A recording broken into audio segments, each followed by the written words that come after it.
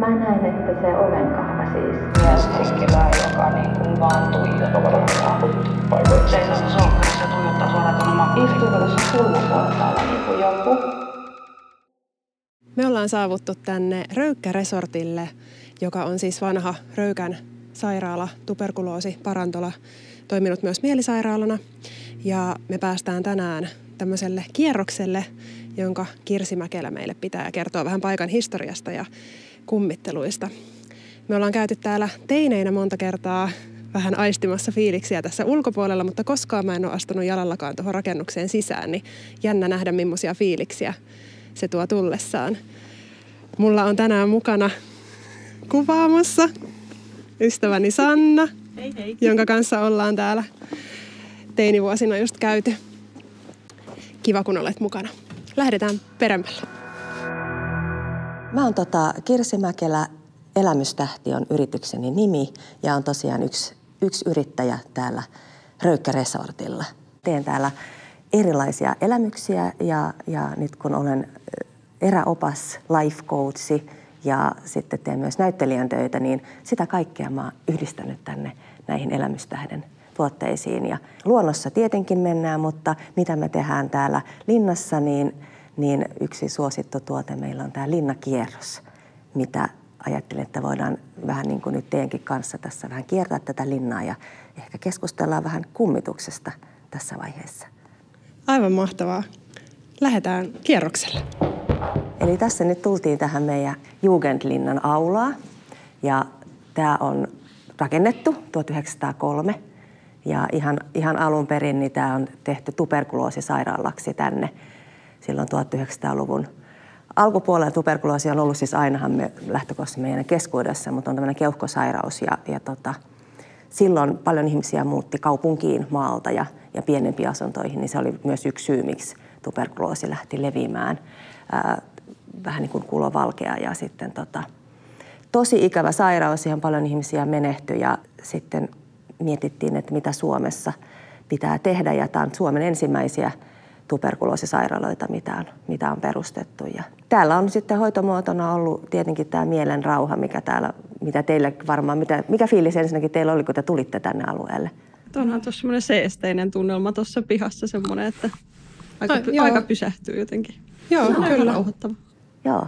Ja se on mun mielestä just se makea näin eräoppaanakin, miksi niin tulin tänne itsekin ekaa kertaa, kun tulin, niin tuli ihan se sama tunne, että tavallaan aika pysähtyi.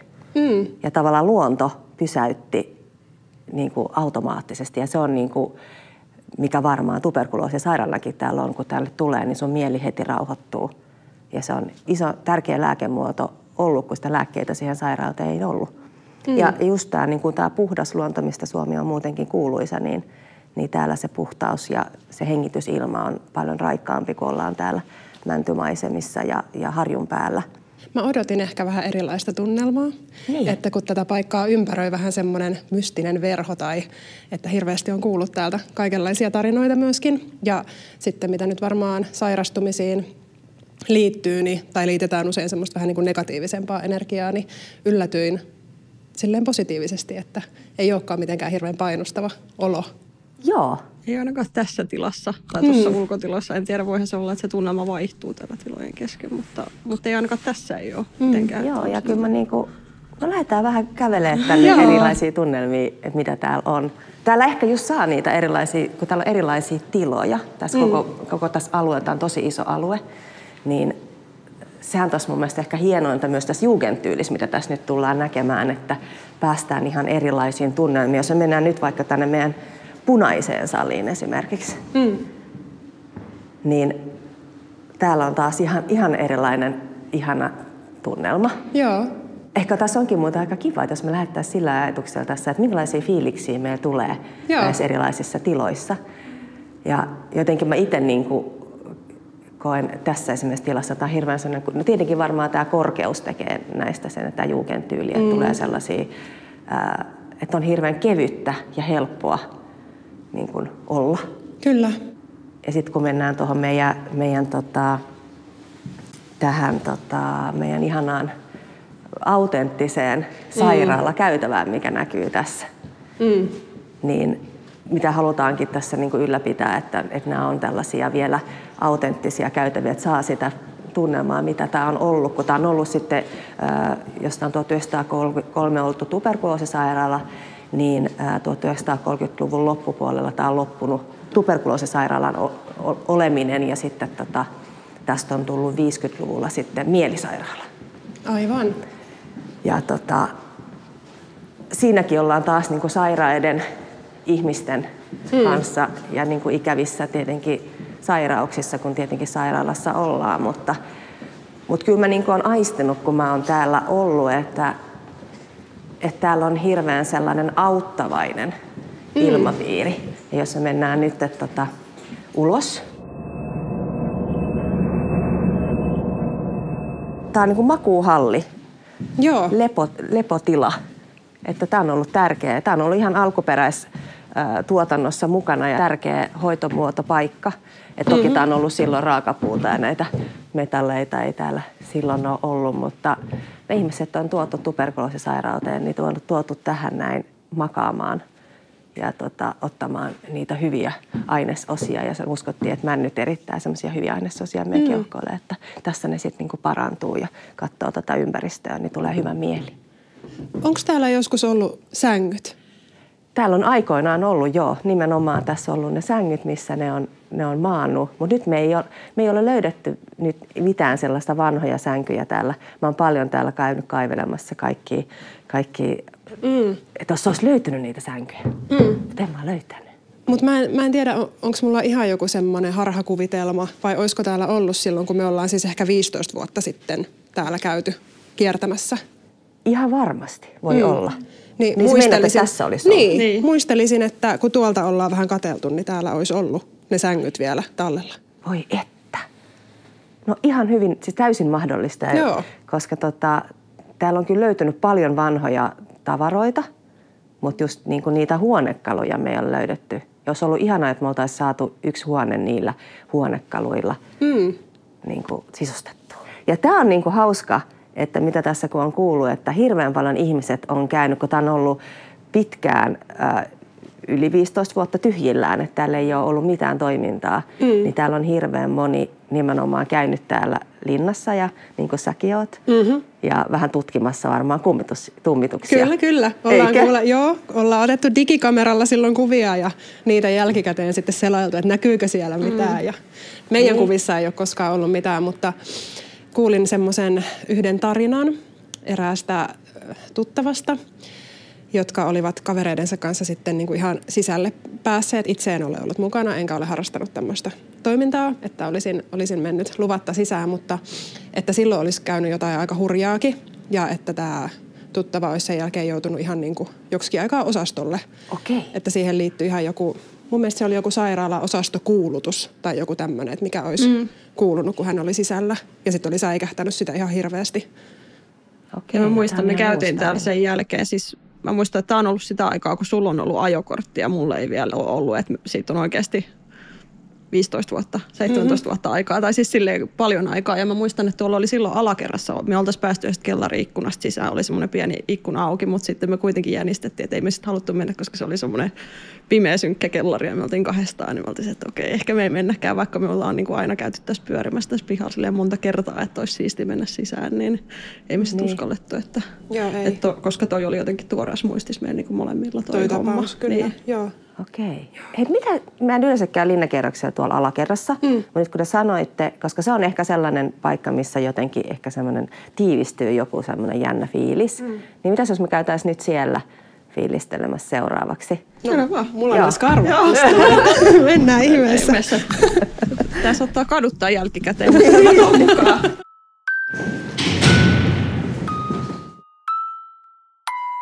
Niin tässä on nyt se. Ja tämä huonekorkeus myös. Huonekorkeus ja sitten muutenkin ehkä. Niin, täällä on mun mielestä ainoa ehkä sellainen paikka, tai ehkä selkeintin. Niin tästä tulee sellainen vähän semmoinen ahdistava. Että tuolla ehkä ulkolla on nyt toinenkin kohta, mutta se, muutenkin mun mielestä se on niinku raikastunut, että se ei ole enää niin semmoinen, kun se oli joskus ollut aikaisemmin, kun tässä pari vuotta ollaan oltu täällä ainakin kutakuinkin.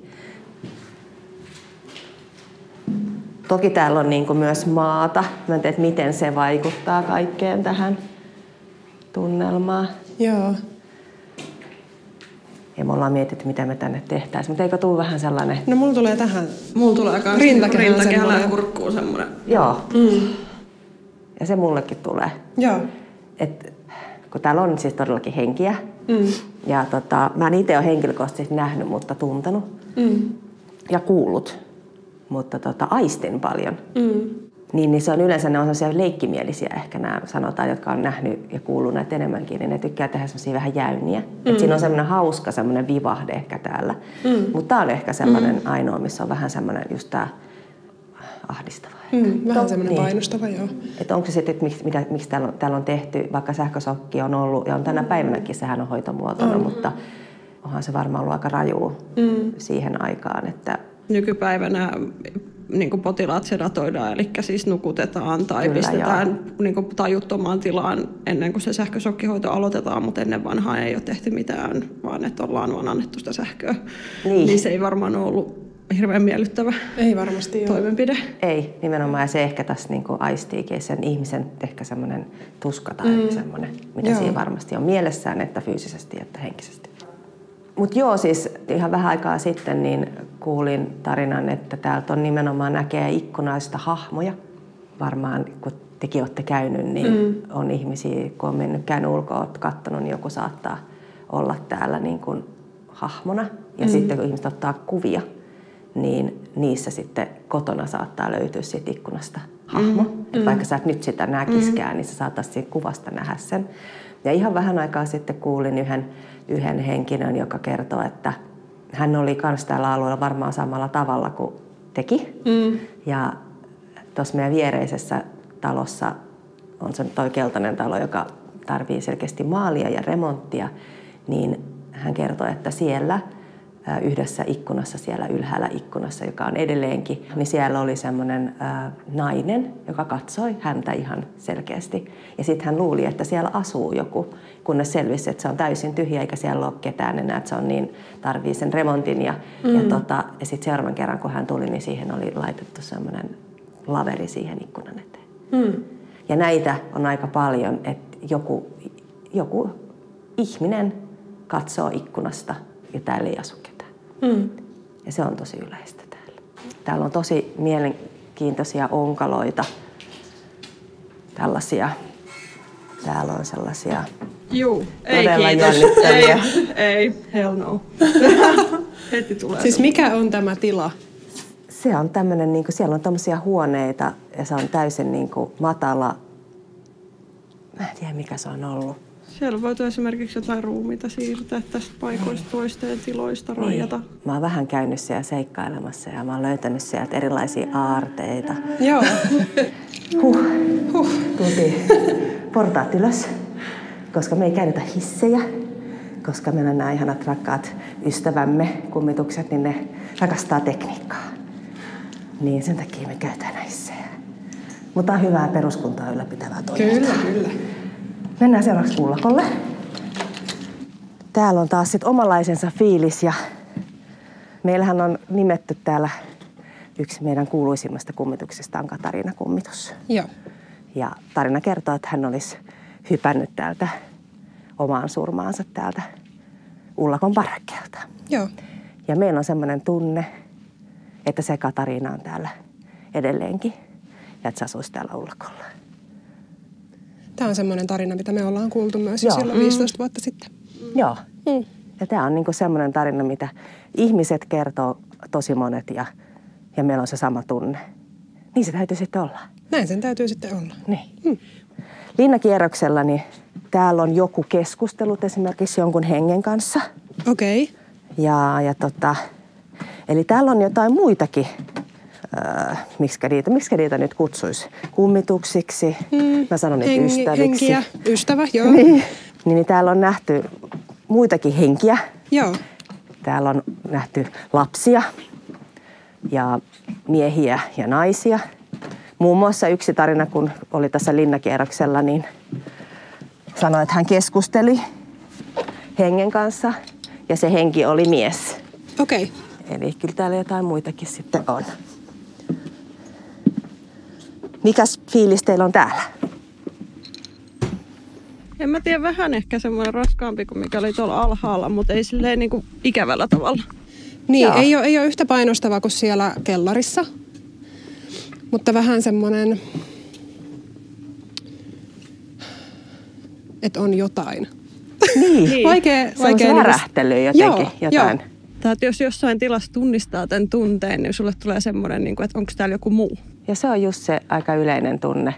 Se on hirveän vaikea selittää, mutta se tunne nimenomaan, että sä et ole yksin. Mutta mulla ei ole koskaan ollut täällä turvaton olo. Joskus mä pidän vaikka linnakierroksia, että mä teen paljon yksityiskierroksia, niin kuin muun muassa yrityksille, niin sitten joskus saattaa olla myöhään illallakin. Ja mä saatan sitten, kun mä laittelen näitä valoja ja sähkökynttilöitä päälle, niin sitten mä lähden keskellä yötä laittaa niitä pois päältä esimerkiksi. Ja silloinhan mä täällä yksin seikkailen keskellä yötä. Niin sitten monet toiset, että ihan oikeasti menet sä tonne niin kuin yksin pimeeseen keskellä yötä. Mä, kyllä. Että mulla ei ole ollenkaan mitenkään sellainen turvaton olo, vaan enemmänkin mulla on semmoinen olo, että joku pitää täällä. Että tunteet ei ole yksin, mutta semmoinen olo, että musta pidetään vähän niin kuin huolta. Tää on nyt yksi parvekkeista, mikä on mun mielestä tosi upea. Täällä on tämmöinen hyvä viritelmä, että parvekkeen ovi pysyy kiinni. Mennään varovaisesti tässä, mutta Joo. tässä on ihanaa kuvaa, missä me ollaan. Oi että. Ja tässä on, jos on korkean paikan kammo, niin voi rupea vähän puhaltelemaan. Ihan kivat on kyllä maisemat, ei siinä. No on. Ja tässä jotenkin mulla tulee aina semmoinen, että aivan mieletön rauha. Ja sitten kun mä jotenkin katson noita puita, niin vaan niin kuin on tossa, mutta just riimuuntuu, että nekin kertoo meille koko aika kaikkea tarinaa. Ne on nähnyt aika paljon kaikenlaista. Niin, nimenomaan. Tämä parveke ja sitten tuossa on tuolla päässä yksi parveke, että onko se sitten tämä vai tuo toiset parvekkeet tuossa, mistä Katariina hyppää. Mutta semmoinenkin tarina tosiaan sanotaan, että täydenkuun aikaan hänet saatetaan nähdä edelleen täältä hyppäävän alas. Jännää. Kyllä. Mä jäin nyt fiilistelemään tätä tunnetta tässä näyttä. Onko täällä kierroksilla kellään asiakkailla tullut mitään kokemuksia tai fiiliksiä silleen, että ne on kertonut sulle? On, ja se on aika hauska sinänsä. Kun mä tuossa Lettovilla talossa oon enimmiten, ja siinä on meillä eniten yrittäjiä, niin silloin kun me tultiin tänne, niin me huomattiin, että aluksi niin nämä henget saattoi kuulua yhtäkkiä askelia juuri ennen kuin seuraava yrittäjä. Kun olet yksin tuossa Lettovilla talossa, niin sitten ihan selkeitä askelia tuli, ja sitten se kertoi ne askeleet, että seuraava yrittäjä tulee. Ja semmoinen samanlainen toisto kävi useasti samalla lailla silloin ihan aluksi. Ja sitten me jotenkin, usein me saatiin tuntemuksia, kun me oltiin yksin. Mutta sitten niin mä ajattelin niin, että ne tulee vaan silloin, kun me ollaan yksin niin kuin aluksi. Joo. Ja nyt sitten, kun me oltiin täällä linnakierroksilla, täällä on saatu jotain tuntemuksia kanssa. Saadaankohan me tosta vähän valoa? Mä laitan tosta. Tähän ei saatu valoa. Joo. No kato nyt. Joku pieni valo. Niin sitten kun ollaan tehty näitä linnakierroksia, ja mekin varmaan nyt tässä tuhansien ihmisien kanssa ollaan kierretty tätä linnaa. Joo. Ja mä oon nyt tehnyt sellaista omaa empiiristä tutkimusta, niin sanotaan, että miten se niin kuin menee. Niin me saattaa vaikka linnakierroksella olla 30-40 ihmistä samaan aikaan täällä. Ja mä oon sitten huomannut, että yksi henkilö saattaa tuntea jotain tai just rupea keskustelemaan jonkun kanssa. Ja toinen siinä vieressä ei tunne mitään. Joo. Et se on niinku ihan selkeästi niinku toistunut useammalla linnakierroksella. Ja sitten mä oon niinku jäänyt miettimään, että mistä se niinku johtuu. Sehän liittyy varmasti ihmisten omiin herkkyyksiin. Just niin. Joo, ja siihen tulokseen mä oon tullut, että toiset on vaan yksinkertaisesti herkempiä. Ja musta tuntuu, että ne on niinku vastaanottavaisia. Et kun ne tulee vaikka tänne linnakierrokseen, niin monet kuuluu, että täällä on kummituksia, niin ne varmaan nimenomaan haluaa kohdatakin niitä ja ne antaa tavallaan luvan toisilleen.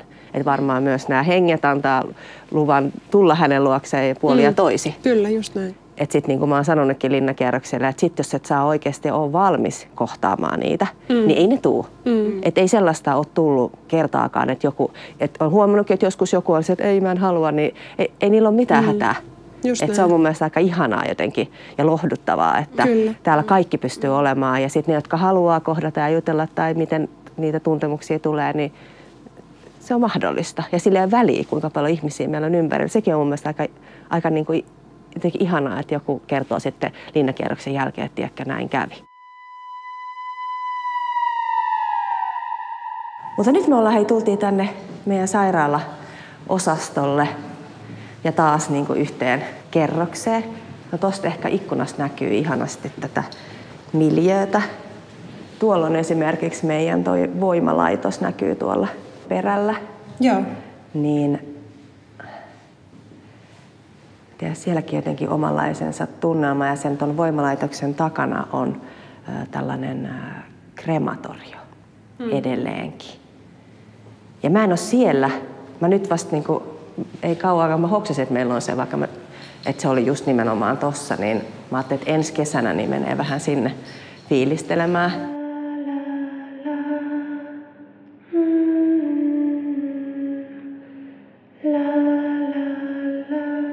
Mihinhän mä jäin jutuissani, mutta mennäänkö seuraavaksi käymään tuolla alhaalla ruumishuoneella?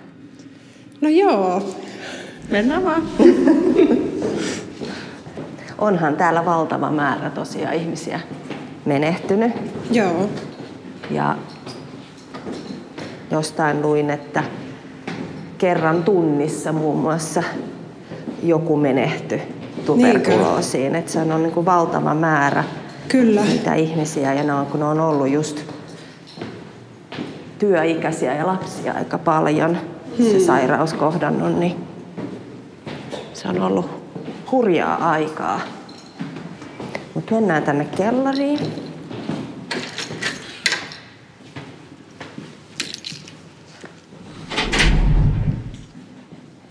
Täällä on varmaan ollut ruumiiden pesupaikka ja sitten löydettiin tällainen ruumisarkkukärry. Sillä oli oma nimensäkin, mutta mä jo unohdin mikä se oli. Ja sitten täällä on vielä 3 tämmöisen tai 4 ruumiin kylmiä.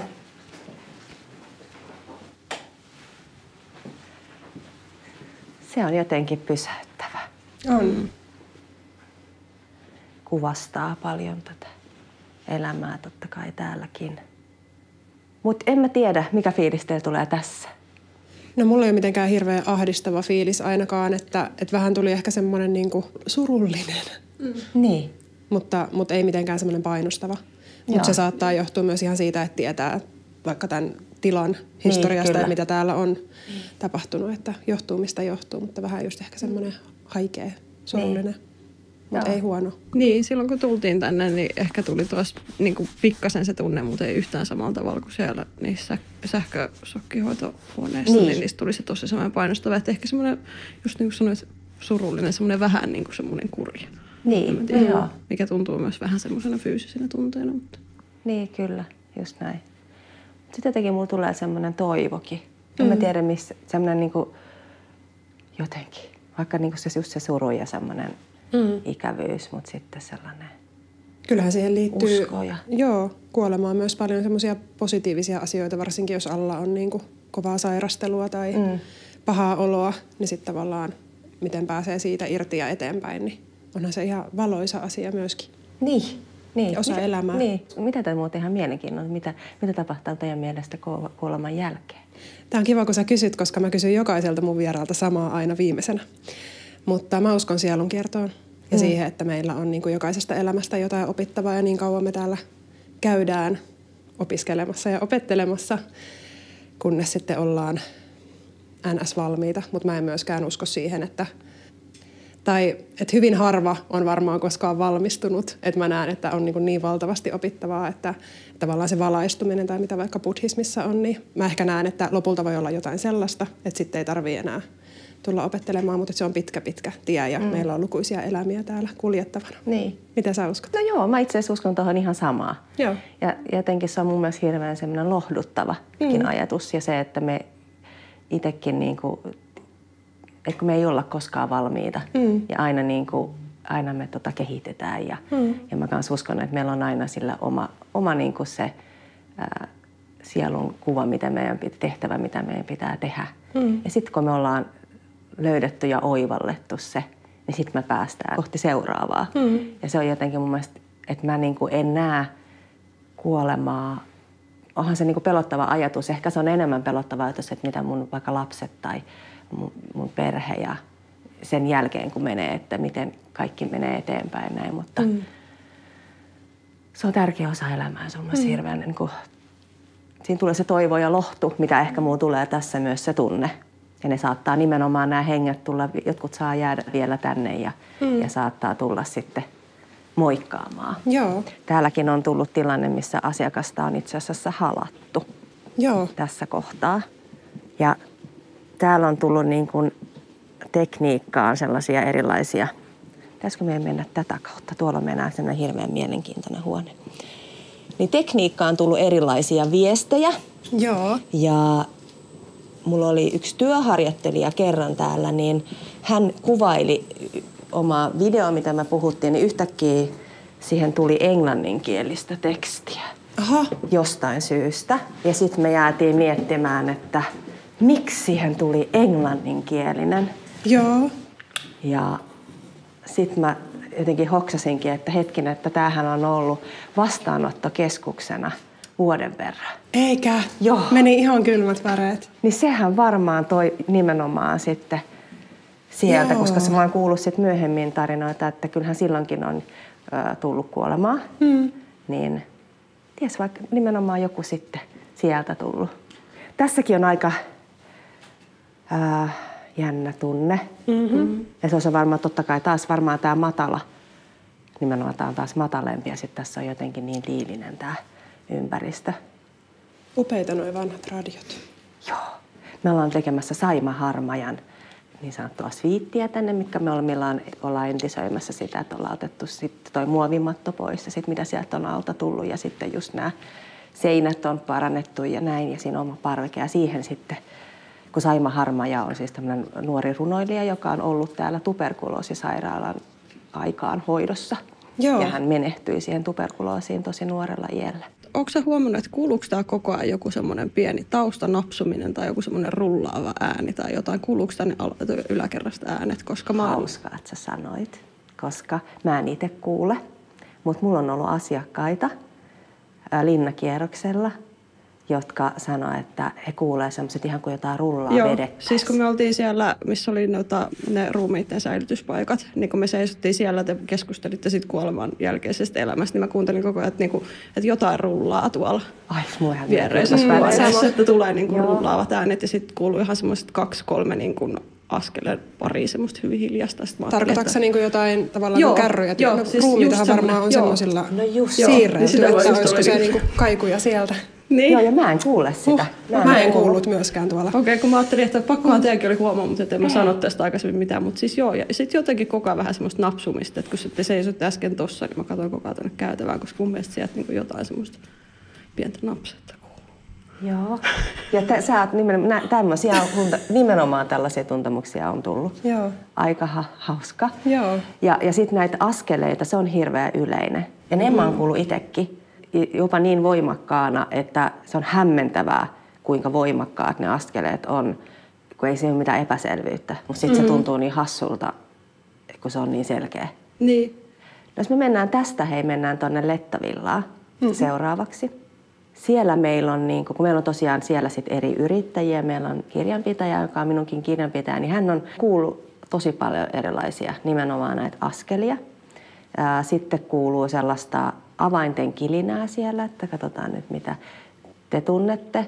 Ja siellä mä oon itse, kun on ollut remontti tekemässä siihen mun Lettavilla Cafe and Wineen ja elämystoimistoon, niin siellä on tullut sellainen olo, että mä en ole todellakaan niin kuin yksin. Että joku seisoisi siinä takana. Mutta siitä taas tuli se hirveän turvallinen olo. Ja siellä myöskin tämä kyseinen sama kirjanpitäjä niin on nähnyt hahmona, nähnyt semmoisen valkoisen talonpoikaispaidan, joka tuli hänen eteensä. Ja hän ei nähnyt kasvoja eikä niin kuin jalkoja ollenkaan, vaan se oli vaan selkeä se talonpoikaispaidan paitahahmo. Ja sitten kertoo, että sitten se häipyi pois ja sitten se tuli 3 tunnin päästä ihan sama hahmo uudestaan. Sitten tuolla päädyssä niin on yksi yrittäjistämme, sisustuspuotija Ompelima. Joo. Eli hän ompelee ja sitten siellä on tosi kauniita ihania sisustustavaroita, mitä tarvikkeita ja ihania taidetta, mitä hän siellä myy. Niin sinne kannattaa kans tulla käymään. Ja tossa on se talo, mistä mä puhuin, mistä tämä mun asiakas oli nähnyt sen hahmon katsovan häntä ihan selkeästi. Joo. Tuo yläikkuna nimenomaan tossa. Joo.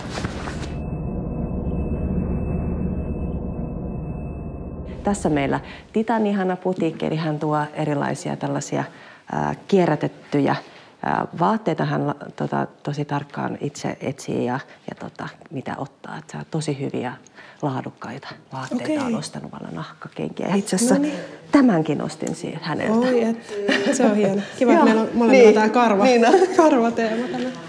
Sitten meillä on tosiaan tämä kirjanpitotoimisto, mistä äsken tuossa mainitsinkin. Joo. Ja sitten meillä on taiteilija Noora Laaksonen, Art, niin hänellä on sitten taideateljee tässä. Okei, wow. Ja sitten meillä on, me vuokrataan herrainhuonetta. Täällä vielä sit voi sitten tulla kokoustamaan ja just sitä semmoista luonnonmukaista, että meillä ei ole täällä wifi-yhteyttä. Toki sit omasta kännykästä voi ottaa, mutta Joo. ajatus on, että tänne voi tulla niinku semmoista luovaa kokoustamista, että istutaan tässä ja ehkä voidaan kirjoittaa flappitaululle tai keskustella niin kuin sillä luovasti. Voi se miten olisi niin ihanaa. tämä ajatus. Ja sitten voidaan mennä tuonne Lettovilla Cafe and Wineen. Tämä oli nyt se tila, missä kun tätä remontoitiin ja tätä seinää poistettiin, laitettiin nämä hirret. Tämähän on niin kuin nämä hirret on sellainen. Tässä oli semmoinen tämmöinen kyproklevy ja sitten semmoinen pinkopahvi tässä alla. Tässä ei ole tehty muuta kuin otettu vaan tämä hirsi tässä esille. Joo. Tässä kun tätä tehtiin, niin tässä me huomattiin, että joku on meidän kanssa tässä. Että me ei olla tässä yksin. Ja täällä on ihan semmoinen erilainen tunne. Korostuiko se sitten jotenkin silloin, kun sitä just nimenomaan sitä remonttia tehtiin? Mä luulen, että se korostui siitä, että kun täällä ei ollut vielä ihmiset käynyt niin paljon, että meillä oli ihan selkeästi erilaisia, paljon enemmän niitä tuntemuksia silloin aluksi, kun tultiin tänne. Nyt kun meillä on täällä paljon ihmisiä käynyt ja meillä on ollut tapahtumia, nyt kun meillä on joulumarkkinat, meillä oli 3000 ihmistä kävi täällä, niin totta kai erilaiset, onko se sitten energia vai mitä on täällä sekoittunut tähän näin, niin mun mielestä on paljon rauhallisempaa täällä Lettovillassa. Ja just itse asiassa kysyin Eijalta ennen kuin tulitte, että onko hänellä tullut nyt justiinsa mitään uutta tuntemusta. Sitten hän vastasi, että nyt on ollut aika hiljasta. Mutta sitten me jossain vaiheessa mietittiinkin, että voi ei, että ei kai ne ole nyt hävinnyt mihinkään, että ne on meidän ystäviä kuitenkin. Niin ei ne kuitenkaan hävinnyt. Että kyllä meillä on ihan vasta tuli niinku just sitä avainten kilinää ja semmoista niinku ihmeellistä kolinaa. Ja tämähän on ollut talona herra ylilääkäri Axel von Bonstorffin talo, joka oli silloin tuberkuloosisairaalan aikaan. Niin ei tiedetä, olisiko se sitten se Axel, ketä täällä on, mutta me itse ollaan nimetty hänet vahtimestari Vihtoriksi, koska se tunne täällä kaikilla on, että täällä on se mies, joka pitää vähän niin kuin, että mä jotenkin olettaisin, että se avainten kilinäkin on se, että hänellä on avaimet kädessä ja hän käy täällä huoneissa ja katsoo, että kaikki on hyvin. Ja sama tunne mulla tuli, kun me remontoitiin, että hän niin kuin katsoo, että on kiitollinen, että täällä ollaan ja me tehdään ja huoletaan tätä taloa niin kuin hänkin haluaisi tehtävän. Mutta hän vaan niin kuin tsekkaa, että kaikki menee niin kuin hyvin. Että hän niin kuin on täällä kiertelee. Ja sitten tämä meidän kirjanpitäjä sanoi, että välillä kuuluu niin valtavaa kolinaa täältä ylhäältä, että jopa niin kovaa kolinaa, että se häiritsee hänen työntekoaan, mikä on niin kuin jännä. Ja täällä mä kuulin, tässä kohtaa mä kuulin ne askeleet, kun mä tein tässä töitä. Joo, sitä paljon kysytäänkin, että miten täällä jos on majoittunut, että minkälaisia tunteita tai tuntemuksia täällä on ollut asiakkailla nukkuessaan, niin paljon on ollut sitä, että niin kuin linnakierroksella, niin kuin yleensäkin, että ei ole ollut mitään, että jopa on niin kuin tullut tänne hakemaan ja etsimään. Sitten voi ei, että ei tullut mitään. Mutta sitten on ollut myös paljon sellaisia, jotka sanoo, että nimenomaan paljon tullut näitä tuntemuksia. Me saatu sähköpostiin, että hei, että oltiin siellä yötä. Ja yksikin tämmöinen tuli, että hän oli kuullut, tai joku oli tullut sinne huoneeseen, että hän kuuli, että ovi kävi. Hän oli ollut muistaakseni suihkussa ja sitten koki, että selkeästi, että siellä on hänen kanssaan nyt tuli joku. Ja sitten hän sanoi, että hän kuuli, kun sitten, että hän niin kuin jotenkin ihan kuin hän olisi raahannut jotain, taas tulee tämä raahaaminen vähän eri muodossa. Että se ihan kuin, no mulla tuli mieleen siitä tarinasta, että hän olisi raahannut jotain jalassaan, jotain, ihan kuin joku tuli heti mieleen joku tyyli vanki, joka raahaa jotain. Mutta se ei varmaan sitä tarkoittanut, mutta semmoinen niin kuin ääni tuli, että kun hän liikkui, niin siitä kuului semmoinen raahaamisen ääni. Ja se oli mun mielestä tosi jännä. Ja sitten on tullut niitä, että kun meillä oli tuolla vielä tuolla puolella pieno, niin pieno oli alkanut yhtäkkiä yöllä soittamaan. No niin. Ja se on ollut myös tosi jännä. Ja sitten noita askelia, just vähän aikaa sitten linnakierroksella, ne oli ollut edellisenä iltana justin nukkumassa ja he tuli sitten mun linnakierroksi, kun mä välillä pidän yleisiä linnakierroksia, jossa on jotain tapahtumia. Ja hän tuli sitten siihen mukaan ja hän kertoi, että yöllä tuli yhtäkkiä semmoinen kylmä kohta ensinnäkin siinä huoneessa. Ja se oli just semmoinen joku energia liikkuu ja sitten sanoi, että niitä askelia ja avainten kilinää. Joo. Mutta kukaan ei ole sanonut näistä, että kauheeta, että en tule ikinä enää. Päinvastaan siinä on ollut semmoinen kiva fiilis. Niillä on varmaan tullut se sama fiilis, että olipa ihana kohtaaminen. Mä en tiedä, huomasitteko te ollenkaan. Siis toki vaikea sanoa, kun mentiin just tuossa vähän kellaritiloja ja muiden välissä, mutta että mulla tuli myös 2 kertaa semmoinen niin kasvojen alueen niin lämpötila vaihtelu niin kylmä sillain tälle puolelle kasvoa, erityisesti kun me oltiin siellä niin ullakkokerroksessa. Mutta siellä tuli semmoinen just niin äkillinen viileä. Se rappukäytävässä tuli ensimmäinen, kun mentiin sinne ylöspäin. Ja siksi mä kysyinkin, että mennäänkö me jonnekin ulos. Ja sitten toinen oli sitten, kun me seistiin siellä pimeässä huoneessa, niin että siinä tuli semmoinen niin kylmä tähän. Mutta että ja tuommoista on tapahtunut mun asiakkaille samalla tavalla linnakierroksella on tullut useita. Ja tämä on niin hauska, että taas kerrot. Se on hauska, että sä olet selkeästi nyt meillä on ollut tämä lähettiläs tässä. Niin, mutta se on musta outoa, koska mä olin ihan varma, että Ama on se kärpäspaperi, joka ottaa niin kaikki silleen. Ja mä tulin tänne silleen hyvin varautuneena silleen, että mä tein ihan itselleni suojamuurin ympärillä, että kukaan ei koske muuhun sitten, että kaikki muu on ok, kukaan ei koske. Mutta silti sä oot ihan ok sen kanssakö? No nyt siis joo, mä oon niin positiivisesti yllättynyt, koska mä oon pelannut tätä monta viikkoa, kun me ollaan tultu, tai tietty, että tullaan tänne, niin mä oon niin pelottanut, että en mä uskalla tulla, niin ei se ollut semmoinen kuitenkaan. Ja koska mä oon kuullut näitä samoja tarinoita asiakkailta, sitä, että heistä meni puolet, niin kuin ihan kehon puolet. Ja toinen puoli oli just se kylmä, että siinä toinen oli kylmä ja oliko toinen sitten niin kuin normi vai lämmin, mutta siis aivan selkeästi kehon toinen puoli. Joo. Mitä me ollaan kanssa mietitty nyt tässä, että kun on paljon ihmisiä, jotka haluaa jotkut todella haluaa tulla näitä aistimuksia, koska se on varmasti myös lohduttava ja haluaa kokea niitä, niin ollaan mietitty, että jos me lanseerattaisiin tuonne meidän toiselle puolelle linnaan tämmöinen Katariina-kummituksen huone, että ne ei olisi edes niin kuin Poronomialla, että me pystyttäisiin sitä sitten vuokraamaan halukkaille. Että tämmöistä meillä on nyt ollut meidän kehitystiimin suunnitteilla, että kuulijatkin pääsisi sitten näitä kokemuksia meidän kautta tulemaan tänne. Pysytään kuulolla ja tullaanpa Sanna sitten tänne, kun huone valmistuu. Ihan mahtavaa. Mä en jotenkaan ole ikinä ajatellut, että mä uskoisin jotenkin kummituksiin. Mutta täällä mä huomaan, että se on vaan automaattisesti tullut vaan enemmän, kun on paljon ihmiset puhunut ja tullut niitä kokemuksia, niin sit sitä puhuu sillä normaalina asiana. Mutta ehkä itselle on tullut aikaisemmin, mun isä on menehtynyt ja hänellä oli hirveän rakas paikka, meidän mökki. Niin kerran muun muassa me otettiin mun sisarusten kanssa valokuva, niin ihan näytti siltä, että meidän isä olisi tullut siihen valokuvaan hahmona. Että sillä oli semmoinen perus, mitä sillä oli tietynlainen villapaita ja ihan se hahmo on siinä kuvassa, mikä oli hämmentävä ensinnäkin.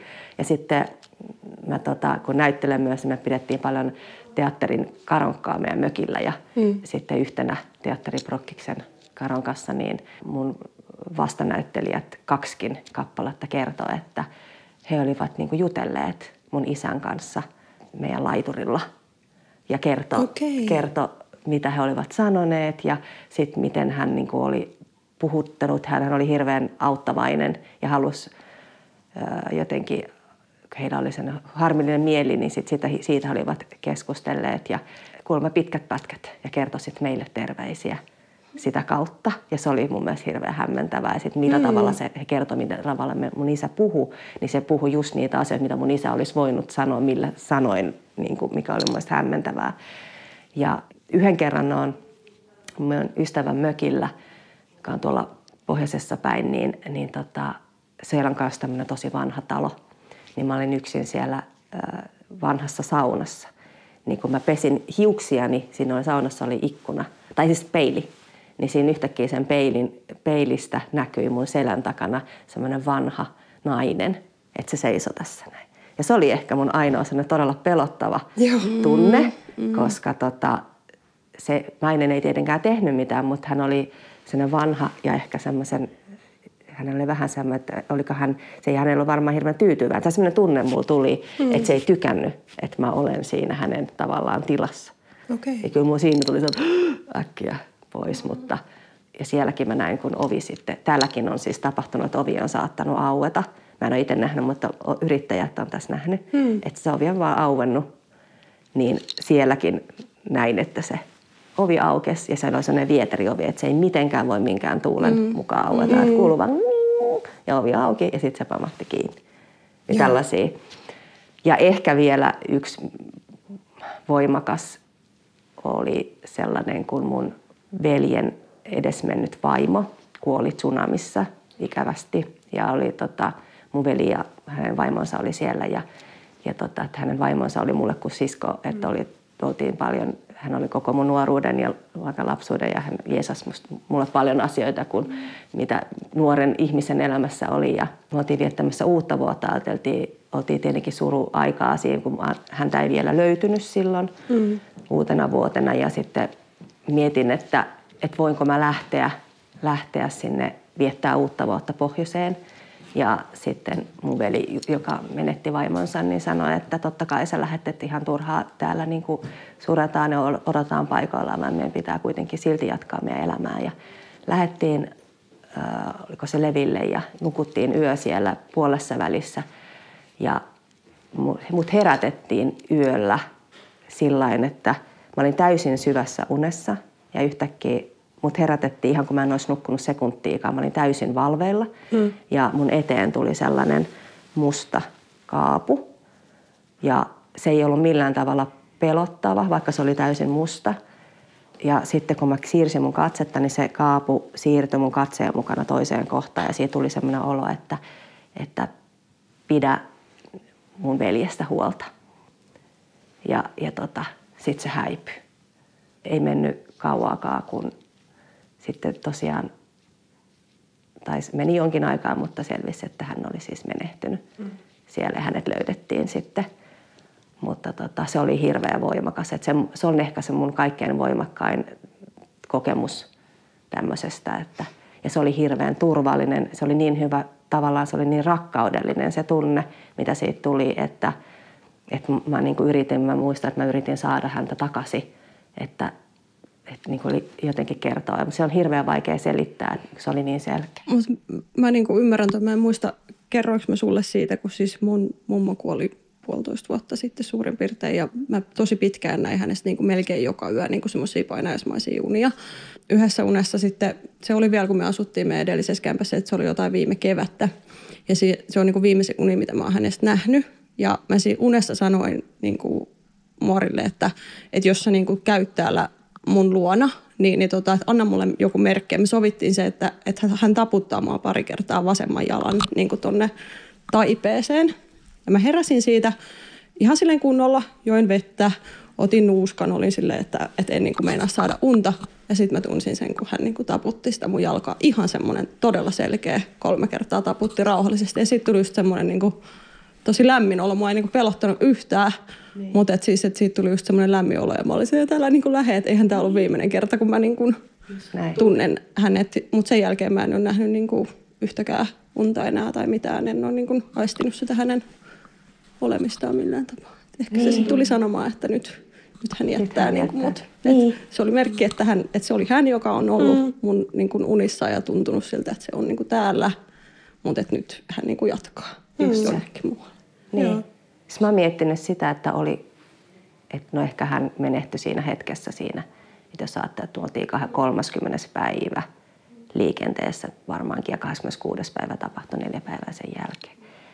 Et mä mietin mielessäni, että oliko se silloin, kun hän menehtyi vai oliko se vaan silloin, kun hän tuli sitten vaan siirtyi eteenpäin vai mitä siinä oli. Mutta ihana lämmin tunne. Ja onhan se lopulta aika lohdullista. Kaikki tällaiset kokemukset, tietyllä tapaa se on lupaus siitä, että kun meistä aika jättää, niin se ei ole siinä. Niin, just niin.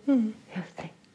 Te olette nähneet nyt aika hyvin paikkoja, missä nyt ajattelisin, että kivat paikat täällä ja erilaisia tunnelmia. Joo, ja ehkä tähän tunnelmaan on just hyväkin lopettaa. Nyt. Joo, ihanaa kun kävitte ja kiitos ihan tosi paljon, tästä. että otit meidät vastaan ja kerroit myös omista kokemuksistasi, että tosi mielenkiintoista kuulla. Kiitos ja kaikkea hyvää. Kaikkea hyvää teille ja kuulijoille. Kiitos. Kiitos. Kiitos.